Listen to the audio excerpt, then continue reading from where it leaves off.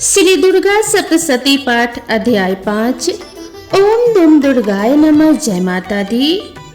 इस अध्याय में देवताओं द्वारा देवी की स्तुति, चंड मुंड के मुख से अंबिका के रूप की प्रशंसा सुनकर शुंभ का उनके पास दूत भेजना और दूत का निराश लौटने का वर्णन किया गया है। ऋषि कहते हैं, पूर्व काल में शुंभ और निशुंभ नामक असुरों ने अपने बल के घमंड में आकर सचीपति इंद्र के हाथ से तीनों लोकों का राज्य और यज्ञ भाग छीन लिए। वे ही दोनों सूर्य, चंद्रमा, कुबेर, यम और वरुण के अधिकार का उपयोग करने लगे। वायु और अग्नि का कार्य भी वे ही करने लगे। उन दोनों ने सब देवताओं को अपमानित, राज्य भ्रष्ट, पराजित तथा अधिकारहीन करके स्वर्ग से निकाल दिया। उन दोनों महान असुरों से तिरस्कृत देवताओं ने अपराजिता देवी का स्मरण किया और सोचा, जगदम्बा ने हम लोगों को वर दिया था कि आपत्ति काल में स्मरण करने पर मैं तुम्हारी सब आपत्तियों का तत्काल नाश कर दूंगी। यह विचार कर देवता गिरिराज हिमालय पर गए और वहां भगवती विष्णु माया की स्तुति करने लगे। देवता बोले, देवी को नमस्कार है, प्रकृति एवं भद्रा को प्रणाम है। हम लोग नियम पूर्वक जगदम्बा को नमस्कार करते हैं। रौद्रा को नमस्कार है, नित्या, गौरी एवं धात्री को बारंबार नमस्कार है। ज्योत्सनामयी, चंद्र रूपिणी एवं सुख स्वरूपा देवी को सतत प्रणाम है। शरणागतों का कल्याण करने वाली वृद्धि एवं सिद्धि रूपा देवी को हम बारंबार नमस्कार करते हैं। नैऋति अर्थात राक्षसों की लक्ष्मी, राजाओं की लक्ष्मी तथा सवर्णी, शिव पत्नी स्वरूपा आप जगदम्बा को बार बार नमस्कार है। दुर्गा, दुर्ग पारा, दुर्गम, संकट से पार उतारने वाली, सारा सबकी सारभूता, सर्वकारिणी, ख्याति कृष्णा और धूम्रा देवी को सर्वदा नमस्कार है। अत्यंत सौम्य तथा अत्यंत रौद्र रूपा देवी को हम नमस्कार करते हैं। उन्हें हमारा बारंबार प्रणाम है। जगत की आधारभूता कृति देवी को बारंबार नमस्कार है। जो देवी सब प्राणियों में विष्णु माया के नाम से कही जाती है, उनको नमस्कार, उनको नमस्कार, उनको बारंबार नमस्कार है। जो देवी सब प्राणियों में चेतना कहलाती हैं, उनको नमस्कार, उनको नमस्कार, उनको बारंबार नमस्कार है। जो देवी सब प्राणियों में बुद्धि रूप से स्थित हैं, उनको नमस्कार, उनको नमस्कार, उनको बारंबार नमस्कार है। जो देवी सब प्राणियों में निद्रा रूप से स्थित हैं, उनको नमस्कार, उनको नमस्कार, उनको बारंबार नमस्कार है। जो देवी सब प्राणियों में क्षुधा रूप से स्थित हैं, उनको नमस्कार, उनको नमस्कार, उनको बारंबार नमस्कार है। जो देवी सब प्राणियों में छाया रूप से स्थित हैं, उनको नमस्कार, उनको नमस्कार, उनको बारंबार नमस्कार है। जो देवी सब प्राणियों में शक्ति रूप से स्थित हैं, उनको नमस्कार, उनको नमस्कार, उनको बारंबार नमस्कार है। जो देवी सब प्राणियों में तृष्णा रूप से स्थित हैं, उनको नमस्कार, उनको नमस्कार, उनको बारंबार नमस्कार है। जो देवी सब प्राणियों में शांति यानी कि क्षमा रूप से स्थित हैं, उनको नमस्कार, उनको नमस्कार, उनको बारंबार नमस्कार है। जो देवी सब प्राणियों में जाति रूप से स्थित हैं, उनको नमस्कार, उनको नमस्कार, उनको बारंबार नमस्कार है। जो देवी सब प्राणियों में लज्जा रूप से स्थित हैं, उनको नमस्कार, उनको नमस्कार, उनको बारंबार नमस्कार है। जो देवी सब प्राणियों में शांति रूप से स्थित हैं, उनको नमस्कार, उनको नमस्कार, उनको बारंबार नमस्कार है। जो देवी सब प्राणियों में श्रद्धा रूप से स्थित हैं, उनको नमस्कार, उनको नमस्कार, उनको बारंबार नमस्कार है। जो देवी सब प्राणियों में कांति रूप से स्थित है, उनको नमस्कार, उनको नमस्कार, उनको बारंबार नमस्कार है। जो देवी सब प्राणियों में लक्ष्मी रूप से स्थित है, उनको नमस्कार, उनको नमस्कार, उनको बारंबार नमस्कार है।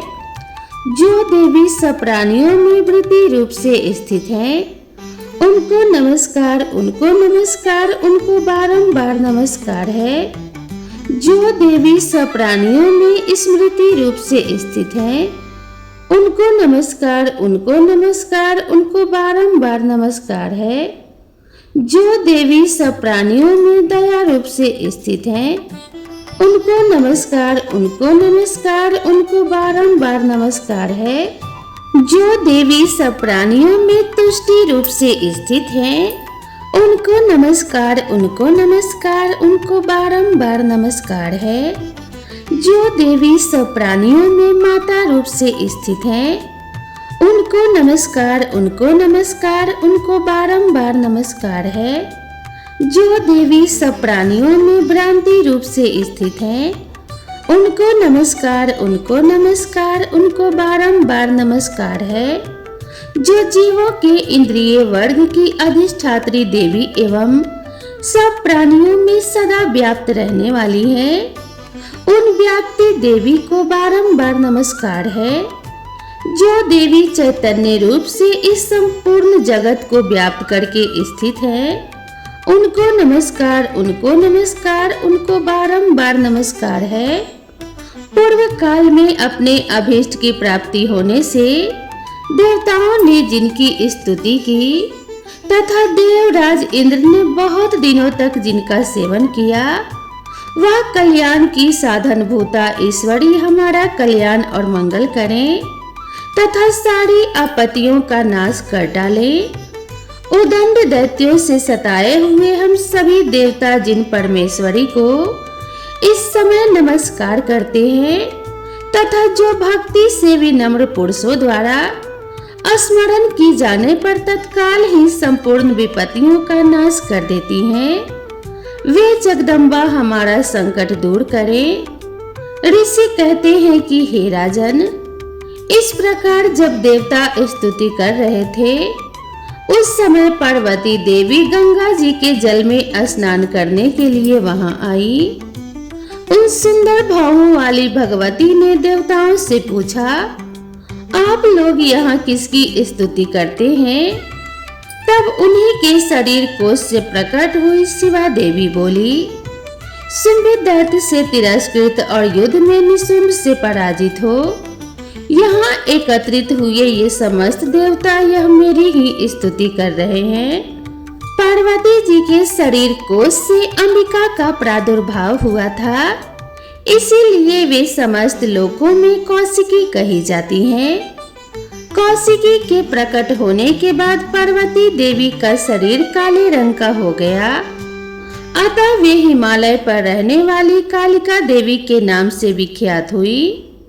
तदनंतर शुंभ निशुंभ के वृत्ति चंडमुंड वहां आए और उन्होंने परम मनोहर रूप धारण करने वाली अंबिका देवी को देखा। फिर वे शुंभ के पास जाकर बोले, चंडमुंड बोले, महाराज, एक अत्यंत मनोहर स्त्री है जो अपनी दिव्य कांति से हिमालय को प्रकाशित कर रही है। वैसा उत्तम रूप कहीं किसी ने भी नहीं देखा होगा। असुरेश्वर पता लगाइए वह देवी कौन है और उसे ले लीजिए। स्त्रियों में तो वह रतन है, उसका प्रत्येक अंग बहुत ही सुंदर है तथा वह अपने श्री अंगों की प्रभा से संपूर्ण दिशाओं में प्रकाश फैला रही है। दैत्यराज अभी वह हिमालय पर ही मौजूद है, आप उसे देख सकते हैं प्रभु। तीनों लोकों में मणि, हाथी और घोड़े आदि जितने भी रत्न हैं, वे सब इस समय आपके घर में शोभा पाते हैं। हाथियों में रतनभूत ऐरावत, यह पारिजात का वृक्ष और यह उच्च श्रवा घोड़ा, यह सब आपने इंद्र से ले लिया है। हंसों से जुता हुआ यह विमान भी आपके आंगन में शोभा पाता है। यह रत्नभूत अद्भुत विमान जो पहले ब्रह्मा जी के पास था, अब आपके यहाँ लाया गया है। यह महापद्म नामक निधि आप कुबेर से छीन लाए हैं। समुद्र ने भी आपको किंजलकिनी नाम की माला भेंट की है, जो केसरों से सुशोभित है और जिसके कमल कभी कुम्हलाते नहीं हैं। स्वर्ण की वर्षा करने वाला वरुण का छत्र भी आपके घर में शोभा पाता है, तथा यह श्रेष्ठ रथ जो पहले प्रजापति के अधिकार में था, अब आपके पास मौजूद है। दैत्येश्वर मृत्यु के उत्क्रांतित नाम वाली शक्ति भी आपने छीन ली है, तथा वरुण का पास और समुद्र में होने वाले सभी प्रकार के रत्न आपके भाई निशुंभ के अधिकार में है। अग्नि ने भी स्वतः शुद्ध किए हुए 2 वस्त्र आपकी सेवा में अर्पित किए हैं। दैत्यराज, इस प्रकार सभी रत्न आपने एकत्र कर लिए हैं। फिर जो यह स्त्रियों में रत्न रूप कल्याणमयी देवी है, इसे आप क्यों नहीं अपने अधिकार में कर लेते? ऋषि कहते हैं, चंडमुंड का यह वचन सुनकर शुंभ ने महादैत्य सुग्रीव को दूत बनाकर देवी के पास भेजा और कहा, तुम मेरी आज्ञा से उसके सामने ये बातें कहना और ऐसा उपाय करना जिससे प्रसन्न होकर वह शीघ्र ही यहाँ आ जाए। वह दूत पर्वत के अत्यंत रमणीय प्रदेश में जहाँ देवी मौजूद थी गया और मधुर वाणी में कोमल वचन बोला। दूत बोला, देवी, दैत्यराज शुंभ इस समय तीनों लोकों के परमेश्वर हैं। मैं उन्हीं का भेजा हुआ दूत हूँ और यहाँ तुम्हारे पास ही आया हूँ। उनकी आज्ञा सदा सब देवता एक स्वर से मानते हैं, कोई उसका उल्लंघन नहीं कर सकता। वे संपूर्ण देवताओं को परास्त कर चुके हैं। उन्होंने तुम्हारे लिए जो संदेश दिया है उसे सुनो। शुंभ ने कहलवाया है, संपूर्ण त्रिलोकी मेरे अधिकार में है। देवता भी मेरी आज्ञा के अधीन चलते हैं। संपूर्ण यज्ञों के भागों को मैं ही पृथक पृथक भोगता हूँ। तीनों लोकों में जितने श्रेष्ठ रत्न हैं, वे सब मेरे अधिकार में हैं। देवराज इंद्र का वाहन ऐरावत जो हाथियों में रत्न के समान है, मैंने छीन लिया है। क्षीर सागर का मंथन करने से जो अश्वरतन उच्चश्रवा प्रकट हुआ था, उसे देवताओं ने मेरे पैरों में पड़कर समर्पित किया है। सुंदरी, उनके सिवा और भी जितने रत्नभूत पदार्थ देवताओं, गंधर्वों और नागों के पास थे, वे सब मेरे ही पास आ गए हैं। देवी, हम लोग तुम्हें संसार की स्त्रियों में रत्न मानते हैं, अतः तुम हमारे पास आ जाओ, क्योंकि रत्नों का उपभोग करने वाले हम ही हैं। चंचल कटाक्षों वाली सुंदरी, तुम मेरी या मेरे भाई महाप्रक्रमी निशुंभ की सेवा में आ जाओ, क्योंकि तुम रत्न स्वरूपा हो। मेरा वरण करने से तुम्हें तुलना रहित महान ऐश्वर्य की प्राप्ति होगी। अपनी बुद्धि से यह विचार कर तुम मेरी पत्नी बन जाओ। ऋषि कहते हैं, दूत के यूं कहने पर कल्याणमयी भगवती दुर्गा देवी, जो इस जगत को धारण करती हैं, मन ही मन गंभीर भाव से मुस्कुराई और इस प्रकार बोली। देवी ने कहा, दूत, तुमने सत्य कहा है, इसमें तनिक भी मिथ्या नहीं है। शुंभ तीनों लोकों का स्वामी है और निशुंभ भी उसी के समान पराक्रमी है, किंतु इस विषय में मैंने जो प्रतिज्ञा कर ली है, उसे मिथ्या कैसे करूं? मैंने अपनी अल्प बुद्धि के कारण पहले से जो प्रतिज्ञा कर रखी है, उसे सुनो। जो मुझे संग्राम में जीत लेगा, जो मेरे अभिमान को चूर्ण कर देगा, तथा संसार में जो मेरे समान बलवान होगा, वही मेरा स्वामी होगा।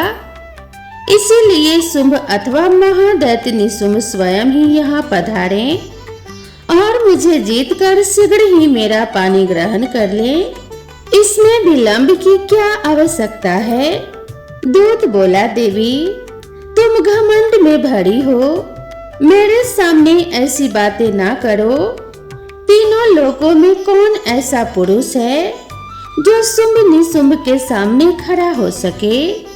देवी अन्य दैत्यों के सामने भी सारे देवता युद्ध में नहीं ठहर सकते, फिर तुम अकेली स्त्री होकर कैसे ठहर सकती हो?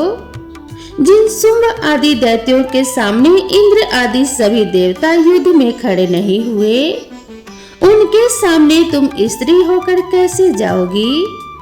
इसीलिए तुम मेरे ही कहने से शुंभ निशुंभ के पास ही चलो। ऐसा करने से तुम्हारे गौरव की रक्षा होगी, अन्यथा जब वे केस पकड़कर घसीटेंगे तब तुम्हें अपनी प्रतिष्ठा खोकर जाना पड़ेगा। देवी ने कहा, तुम्हारा कहना ठीक है, शुंभ बलवान है और निशुंभ भी बड़े पराक्रमी हैं, किंतु क्या करूं? मैंने पहले बिना सोचे समझे प्रतिज्ञा कर ली है, अतः अब तुम जाओ। मैंने तुमसे जो कुछ कहा है वह सब दैत्यराज से आदर पूर्वक कहना, फिर वे जो उचित जान पड़े करे। इस प्रकार श्री मार्कंडेय पुराण में सवर्णिक मनवंतर की कथा के अंतर्गत देवी महात्म्य में देवी दूत संवाद नामक 5वां अध्याय संपूर्ण हुआ। तो प्रेम से बोलिए जय माता दी। अब आइए श्रवण करते हैं श्री दुर्गा सप्तशती का पाठ अध्याय 6। इस अध्याय में धूम्रलोचन वध का वर्णन किया गया है। ऋषि कहते हैं, देवी का यह कथन सुनकर दूत को बड़ा अमर्ष हुआ और उसने दैत्यराज के पास जाकर सब समाचार विस्तार पूर्वक कह सुनाया। दूत के उस वचन को सुनकर दैत्यराज कुपित हो उठा और दैत्य ने सेनापति धूम्रलोचन से बोला, धूम्रलोचन तुम शीघ्र अपनी सेना साथ लेकर जाओ और उस दुष्टा के केस पकड़कर घसीटते हुए उसे बलपूर्वक यहाँ ले आओ।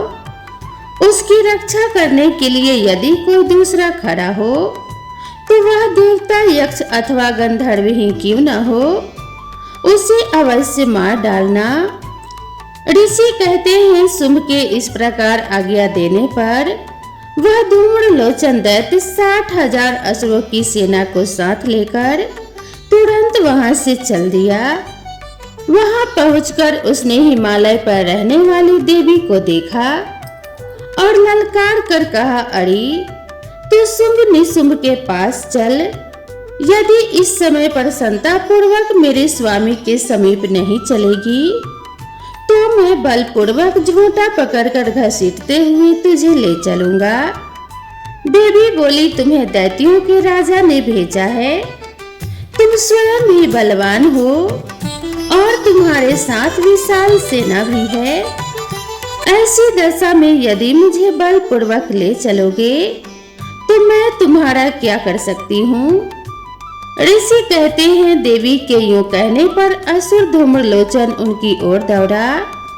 तब अंबिका ने हों शब्द के उच्चारण मात्र से उसे भस्म कर दिया। फिर तो क्रोध में भरी हुई दैत्यों की विशाल सेना और अंबिका ने एक दूसरे पर तीखे सहायकों, शक्तियों तथा फरसों की वर्षा आरंभ की। इतने में ही देवी का वाहन सिंह क्रोध में भरकर भयंकर गर्जना करके गर्दन के बालों को हिलाता हुआ असुरों की सेना में कूद पड़ा। उसने कुछ दैत्यों को पंजों की मार से, कितनों को अपने जबड़ों से और कितने ही महादैत्यों को पटक कर ओठ की दांतों से घायल करके मार डाला। उस सिंह ने अपने नखों से कितनों के पेट फाड़ डाले और थप्पड़ मारकर कितनों के सिर धड़ से अलग कर दिए, कितनों की भुजाएं और मस्तक काट डाले तथा अपनी गर्दन के बाल हिलाते हुए उसने दूसरे दैत्यों के पेट फाड़कर उनका रक्त चूस लिया। अत्यंत क्रोध में भरे हुए देवी के वाहन उस महाबली सिंह ने क्षण भर में ही असुरों की सारी सेना का संहार कर डाला।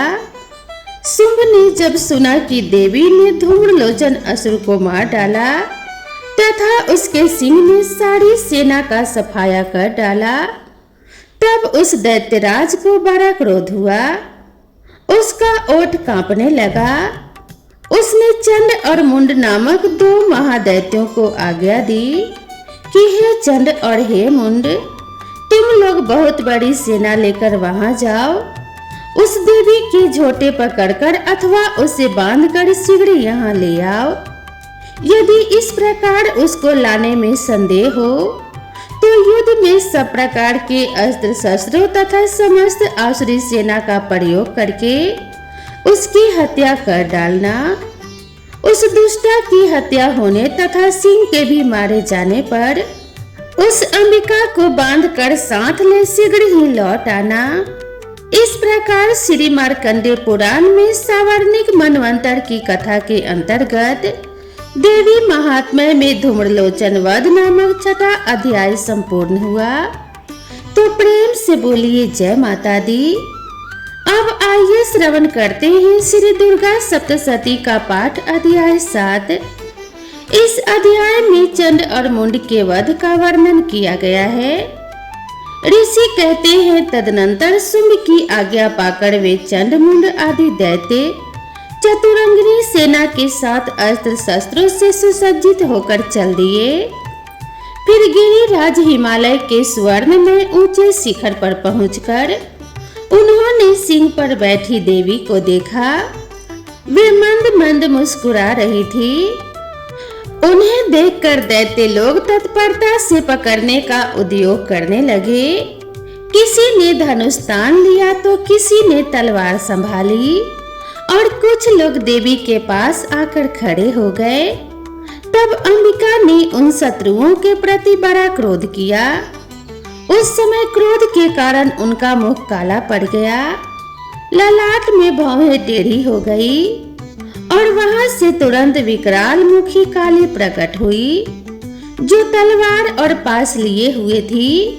वे विचित्र खड़ांग धारण किए और चीते के चर्म की साड़ी पहने नर मुंडों की माला से विभूषित थी। उनके शरीर का मांस सूख गया था, केवल हड्डियों का ढांचा था, जिससे वे अत्यंत भयंकर जान पड़ती थी। उनका मुख बहुत विशाल था, जीभ लपलपाने के कारण वे और भी डरावनी प्रतीत होती थी। उनकी आंखें भीतर को धसी हुई और कुछ लाल थी।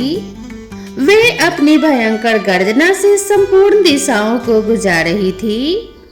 बड़े बड़े दैत्यों का वध करती हुई कालिका देवी बड़े वेग से दैत्यों की उस सेना पर टूट पड़ी और उन सबको भक्षण करने लगी। वे पार्श्व रक्षकों, अंकुशधारी महावतों, योद्धाओं और घंटा सहित कितने ही हाथियों को एक ही हाथ से पकड़कर अपने मुंह में डाल लेती थी। घोड़े, रथ और सारथी के साथ रथी सैनिकों को मुंह में डालकर वे उन्हें बड़े भयानक रूप से चबा डालती थी। किसी के बाल पकड़ लेती, किसी का गला दबा देती, किसी को पैरों से कुचल डालती और किसी को छाती के धक्के से गिराकर मार डालती थी। वे असुरों के छोड़े हुए बड़े बड़े अस्त्र शस्त्र मुंह में पकड़ लेती और रोष में भरकर उनको दांतों से पीस डालती थी। काली ने बलवान एवं दुरात्मा दैत्यों की वह सारी सेना रौंद डाली, खा डाली और कितनों को ही मार भगाया। कोई तलवार के घाट उतारे गए, कोई खदांग से पीटे गए और कितने ही असुर दांतों के अग्रभाग से कुचले जाकर मृत्यु को प्राप्त हुए। इस प्रकार देवी ने असुरों की उस सारी सेना को क्षण भर में मार गिराया। यह देख चंड उन अत्यंत भयानक काली देवी की ओर दौड़ा तथा महादैत्य मुंड ने भी अत्यंत भयंकर वाणों की वर्षा से तथा हजारों बार चलाए हुए चक्रों से उन भयानक नेत्रों वाली देवी को आच्छादित कर दिया। वे अनेकों चक्र देवी के मुख में समाते हुए ऐसे जान पड़े मानो सूर्य के बहुतेरे मंडल बादलों के उदर में प्रवेश कर रहे हो। तब भयंकर गर्जना करने वाली काली ने अत्यंत रोष में भरकर विकट अट्टहास किया।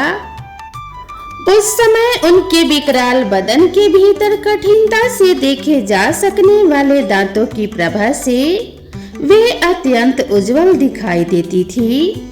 देवी ने बहुत बड़ी तलवार हाथ में ले हूं का उच्चारण करके चंड पर धावा किया और उसके केस पकड़कर उसी तलवार से उसका मस्तक काट डाला। चंड को मारा गया देखकर मुंड भी देवी की ओर दौड़ा। तब देवी ने रोष में भरकर उसे भी तलवार से घायल करके धरती पर सुला दिया। महापराक्रमी चंड और मुंड को मारा गया देख मरने से बची हुई बाकी सेना भय से व्याकुल हो चारों ओर भाग गई। तदनंतर काली ने चंड और मुंड का मस्तक हाथ में ले चंडिका के पास जाकर प्रचंड अट्टहास करते हुए कहा, देवी, मैंने चंड और मुंड नामक इन दो महापशुओं को तुम्हें भेंट किया है। अब युद्ध यज्ञ में तुम शुंभ और निशुंभ का स्वयं ही वध करना। ऋषि कहते हैं वहां लाए हुए उन चंड मुंड नामक महादैत्यों को देखकर कल्याणमयी चंडी ने काली से मधुर वाणी में कहा, देवी, तुम चंड और मुंड को लेकर मेरे पास आई हो, इसीलिए संसार में चामुंडा के नाम से तुम्हारी ख्याति होगी। इस प्रकार श्री मार्कंडेय पुराण में सावर्णिक मनवंतर की कथा के अंतर्गत देवी महात्म्य में चंड मुंड वध नामक 7वां अध्याय संपूर्ण हुआ। तो प्रेम से बोलिए जय माता दी। माता रानी की कृपा आप सभी भक्तों के ऊपर सदा सर्वदा बनी रहे। इसी मंगल कामना के साथ आज के वीडियो का अध्याय यही समाप्त करती हूँ। आप सभी दोस्तों को अगर यह वीडियो पसंद आई हो तो वीडियो को एक लाइक जरूर करें और इसी तरह की नई कथा और नई कहानियों के लिए मेरे चैनल को भी सब्सक्राइब कर लें। तो मिलते हैं इसी तरह के अगले अध्याय और नेक्स्ट वीडियो में। माँ भगवती की कृपा आप सभी भक्तों के ऊपर सदा सर्वदा बनी रहे। इसी मंगल कामना के साथ आप सभी से आज्ञा लेते हैं। मिलते हैं नेक्स्ट वीडियो में, तब तक के लिए राधे राधे।